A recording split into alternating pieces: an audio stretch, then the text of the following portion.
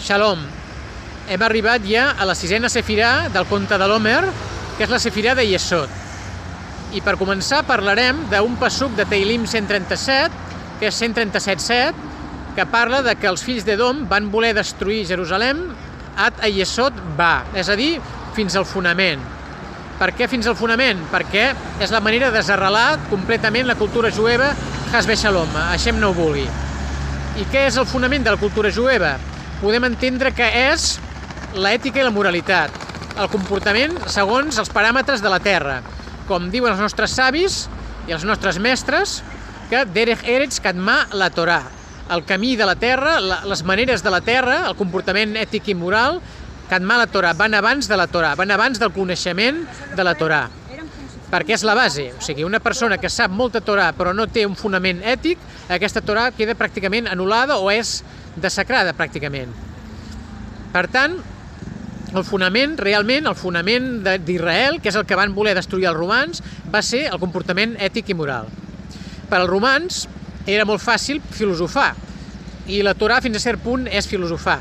Però quan entra en pràctica la Torah, i entrar en pràctica la Torah vol dir que es manifesta l'ètica del poble d'Israel, aleshores això és molt diferent pels romans i això per ells era totalment inacceptable.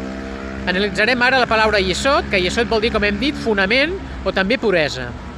La paraula fonament, la paraula Yesod, té 4 lletres, que són la Yud, la Samech, la Vav i la Dalet. La Yud pot fer referència a la paraula Yesharut, que Yesharut vol dir rectitud. Rectitud es pot explicar com un comportament de la persona, un tarannà, de ser directe, de ser franc.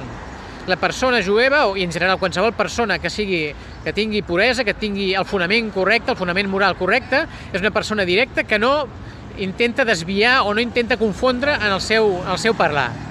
La segona paraula és sablanut. Sablanut vol dir paciència. Per què? Perquè la persona, quan s'expressa, no pot ser tan directa com per ferir la persona a la qual es dirigeix.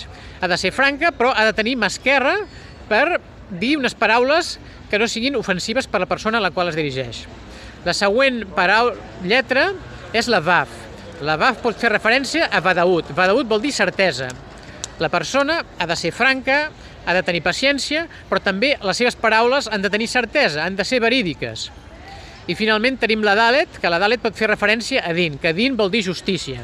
La persona ha de ser pacient en el judici, com diu Pirkei Avot, ha de tenir metinut badin, que metinut és com dir deliberar, reflexionar, que això estaria inclòs amb sablanut, però al mateix temps el seu judici ha de ser directe, ha de ser clar, i això inclouria Yesharut i Vadaut. Així doncs, que tinguem una setmana de Yesod que ens reforci el nostre fonament, com aquí tenim els fonaments de la plaça Folchi Torres, que s'està recuperant aquesta plaça, l'estan reconstruint, a Yesod també, com la reconstrucció que volem que sigui d'Israel ben aviat i completa. Shabbat Shalom.